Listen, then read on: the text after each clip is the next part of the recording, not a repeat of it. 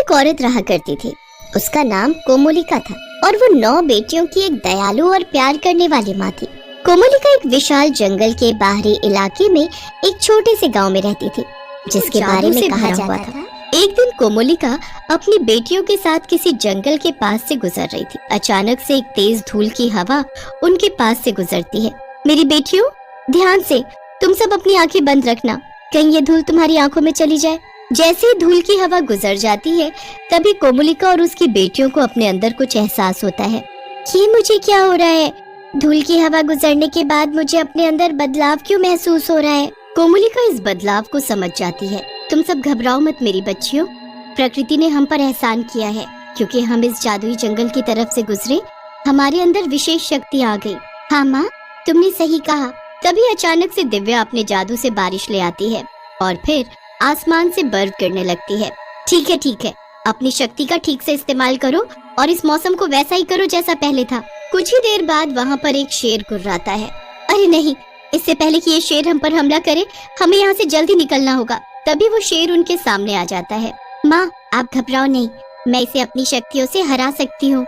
तभी श्रद्धा अपने जादू से उस शेर को एक चूहे में बदल देती है। ऐसे ही कुछ दिनों तक वो सब अपनी नई क्षमताओं से बहुत खुश हुए। उन्होंने अपना दिन जंगल की खोज और अपनी शक्तियों के साथ प्रयोग करने में बिता गया, लेकिन वो गांव के बाकी हिस्सों से अलग थलग महसूस करने लगे। गांव वाले उनके जादू से डर गए थे और उन्हें भगाना शुरू कर दिया था। अच्छा हुआ कि ये लोग खुद ही यहाँ से भाग गए, वरना मैं इन्हें मारकर खा जाती। अब ये इलाका मेरा है। कोमोलिका एक दिन उसी जंगल के पास भटक रही थी, तभी उसे एक गुफा मिलती है। ये गुफा के बारे में तो मैंने कभी नहीं सुना। जरूर इसके अंदर कुछ राज छुपा होगा। कोमोलिका गुफा के अंदर जाती है तो देखती है कि वहाँ पर बहुत सी किताबें पड़ी होती हैं, जिसमें कई सारे जादू करने के तरीके लिखे हुए थे। अच्छा, तो ये वो जगह है जहाँ बाकी सारी चुड़ैलें आकर अपने जादू को और मजबूत करती हैं। अब मैं भी इन किताबों में लिखे सारे जादू सीखकर इस दुनिया की सबसे ताकतवर और सबसे शक्तिशाली चुड़ैल बन जाऊंगी। कोमोलिका कुछ ही महीनों में उन सारे जादू का अध्ययन करके उनमें माहिर हो जाती है। कोमोलिका कुछ जादू के तरीके अपनी बेटियों को भी सिखा देती है, जिससे वो और ताकतवर हो जाती हैं। एक दिन कोमोलिका की सारी बेटियां आपस में बहस कर रही होती हैं, क्योंकि उन सभी के पास अलग अलग तरीके की जादुई शक्तियां थी। इसलिए उन सब के बीच में ईर्ष्या और नफरत की भावना आने लगी। क्योंकि मैं हवा में उड़कर कहीं भी किसी भी देश जा सकती हूँ, इसलिए मैं तुम सबसे ज्यादा शक्तिशाली हूँ। नहीं, मैं कभी भी अपने जादू से मौसम बदल सकती हूँ, इसीलिए मैं सबसे ज्यादा शक्तिशाली हूँ। तुम सब तो सिर्फ शोखियाँ मार रही हो। उस दिन देखा नहीं था कैसे मैंने तुम सबको शेर से बचाया था, उसको चूहा बनाकर। मेरा जादू सबसे ज्यादा मददगार है। तो ठीक है, फिर आज फैसला कर ही लेते हैं। आज हम खुले मैदान में जाते हैं और मुकाबला करते हैं। जो जीता वो सबसे ज्यादा शक्तिशाली होगा। कोमोलिका की सभी बेटियां खुले मैदान में पहुंचती हैं और एक दूसरे को हराने के चक्कर में सब जगह उथल पुथल कर देती हैं। कोमोलिका को जैसे ही ये बात का पता चलता है, वैसे ही वो उनके पास पहुंचती है और उनको मुकाबला करने से रोकने लगती है। तुम सब रुक जाओ। सभी लड़कियां शांत हो जाती हैं। तुम सब ने ये क्या हाल कर रखा है? सारी जगह तहस नहस हो रखी है। माँ, मैं आपको बताती हूँ, ये सब मानने को तैयार ही नहीं थी कि मैं इन सबसे बड़ी हूँ, इसीलिए मैं सबसे ज्यादा ताकतवर हूँ। चुप हो जाओ तुम सब। ये सब तुम क्या सोच रही हो? तुम सब सगी बहनें हो और तुम लड़ रही हो। कोई ज्यादा शक्तिशाली नहीं है, तुम सब बराबर हो। तुम सब साथ में ही अच्छे हो, समझी? सारी बहनें कोमोलिका की बात समझ जाती हैं। कुछ दिनों बाद उस इलाके में एक काला जादूगर आ जाता है।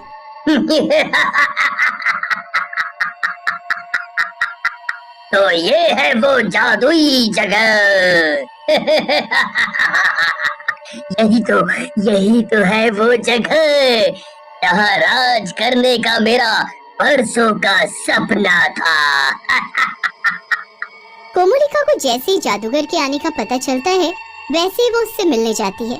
तुम कौन हो और तुम यहाँ क्या कर रहे हो? ओह, तो तुम हो कोमोलिका, वो नई चुड़ैल में पूरा शहर चर्चा कर रहा है। तुम जो भी हो, यहाँ से अभी के अभी दफा हो जाओ, क्योंकि ये इलाका मेरा है। ओह, बहुत अफसोस हुआ ये सुनकर कि तुम मेरे बारे में नहीं जानती। चलो चलो, कोई बात नहीं, मैं तुम्हें खुद अपने बारे में बता देता हूँ। मेरा नाम काला जादूगर है और जिसे तुम अपना इलाका कह रही हो, उस इलाके को पाने के लिए मैंने बरसों इंतजार करा है। इस इलाके पर मैं पहले से ही राज कर रहा होता, लेकिन यहाँ के रहने वाले मुझे मारने का तरीका जानते थे, जिसकी वजह से मैं कभी यहाँ अपने कदम भी नहीं रख पाया। लेकिन अब मैं मौका हाथ से जाने नहीं दूंगा। अब एक मैं ही हूँ जो यहाँ राज करूंगा और कोई नहीं। मैं तुम्हें यहाँ राज नहीं करने दूंगी, ये इलाका मेरा है। ओहो हो, अब ये मत कहना कि तुम मेरे साथ लड़ना चाहती हो, क्योंकि कल ही तुम नई जादूगरनी बनी हो और मैं 100 साल से अपने जादू का अध्ययन करता आ रहा हूँ। तुम हार जाओगी। मैं तुम्हें यहाँ राज नहीं करने दूंगी, ये इलाका मेरा है। मैं तुमसे नहीं डरती, तुम्हारे अंदर अगर हिम्मत है तो मुझसे लड़ो।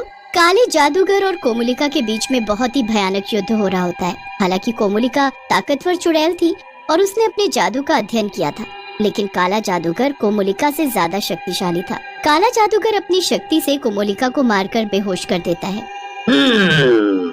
अभी तो मैं यहाँ से जा रहा हूँ, लेकिन मैं वापस आऊंगा। आखिरकार अब ये जगह मेरी है। पूरी शाम बीत जाती है, लेकिन बेटियों को अपनी माँ का कुछ पता नहीं होता है। कितनी देर हो गई, माँ नहीं आई। हाँ, तुम सही कह रही हो, अब तक तो उन्हें आ जाना चाहिए था। अब हम हाथ पर हाथ रखकर नहीं बैठ सकते, हमें अभी इसी वक्त माँ को ढूंढने जाना होगा। सारी लड़कियाँ अपनी माँ को ढूंढने निकल जाती हैं। सुनो सब, माँ तो बेहोश है, लेकिन ये हाल किया किसने? हमें माँ को जल्दी घर ले जाना होगा। कोमोलिका को घर लाने के बाद सारी लड़कियाँ एक साथ अपने जादू से अपनी माँ को होश में ले आती हैं। काला जादूगर, काला जादूगर, काला जादूगर, ये काला जादूगर कौन है? माँ आप ठीक से बताएं कि ये काला जादूगर कौन है और किसने आपकी ये हालत की है? मेरी ये हालत काले जादूगर नहीं की है, वो बहुत शक्तिशाली जादूगर है, उसके सामने मेरी शक्तियाँ भी नहीं टिक पाई। लेकिन वो यहाँ कर क्या रहा है? कोमोलिका अपनी बेटियों को सब बात बता देती है। मेरी बेटियों, अब तुम सबको एकजुट होकर रहना होगा। काला जादूगर ने मुझे भी हरा दिया, तो सोचो वो कितना ताकतवर है। लेकिन हम सब उसे हराएंगे कैसे? मुझे काले जादूगर ने बताया था कि उसे मारने का तरीका यहाँ के रहने वालों को पता है। यकीनन ये तरीका भी उस गुफा में रखी किसी किताब में होगा। ठीक है, तो हम सब अभी जाते हैं और वो तरीका ढूंढ कर आते हैं। कोमोलिका की सारी बेटियां उसी गुफा की तरफ निकल पड़ती है। हमें बहुत अच्छे से छानबीन करनी पड़ेगी। हाँ, इससे पहले कि वो काला जादूगर यहाँ अटक के, हमें जल्द ही वो तरीका ढूंढना पड़ेगा। सारी की सारी लड़कियां जब गुफा में तरीका ढूंढ रही थी, तब काला जादूगर वहाँ आ जाता है। सारी लड़कियां काला जादूगर को देखकर घबरा जाती हैं। अब हमें घबराना नहीं है, अब हमें एक साथ खड़ा होना है और उससे लड़ना है, चाहे कोई भी कीमत क्यों न चुकानी पड़े। आसमान में अंधेरा था और हवा जादू की गंध से घनी थी। उनकी नजरें अपने दुश्मन पर टिकी थी। तुम मूर्ख लड़कियों को क्या लगता है कि तुम मुझे हरा सकती हो? लेकिन बेटियां टस से मस नहीं हुई। बेटियों ने जादूगर पर जादू के बाद जादू फेंका, लेकिन वो उनके हमलों को चकमा देने और उनका मुकाबला करने में समान रूप से माहिर था। लेकिन तभी उन 9 बहनों में से एक बहन गुफा की तरफ काले जादूगर को मारने का तरीका ढूंढने लगती है। सुनो सब बहनों, मुझे तरीका मिल चुका है। दिव्या, तुम ही इससे निपट सकती हो। तुम अपने जादू से मौसम बदल दो और बारिश करवा दो, क्योंकि काले जादूगर को सिर्फ पानी ही मार सकता है। दिव्या अपने जादू से मौसम बदल देती है और बारिश करवा देती है। बहुत डर जाता है और गुफा में जाकर छुप जाता है। वो काला जादूगर तो गुफा में जाकर छुप गया, अब क्या करें? हम सब अब भी काम नहीं है। तभी उसी जगह पर कोमोलिका पहुंच जाती है। तुम सब डरो नहीं, अब मैं आ गई हूँ, अब हम इससे एक साथ लड़ेंगे। अब ये काला जादूगर नहीं बचेगा। कोमोलिका और उसकी 9 बेटियां गुफा में काले जादूगर को ढूंढने जाती हैं। अपनी माँ के आने के बाद वो 9 लड़कियां और भी ज्यादा शक्तिशाली हो जाती हैं। बेटियों ने इस मौके का फायदा उठाया और उन्होंने अपने बचे हुए सभी जादू से उस पर हमला कर दिया। अंतिम चीख के साथ वो हार कर जमीन पर गिर पड़ा। काले जादूगर के मरने के बाद कोमोलिका और उसकी बेटियां खुशी खुशी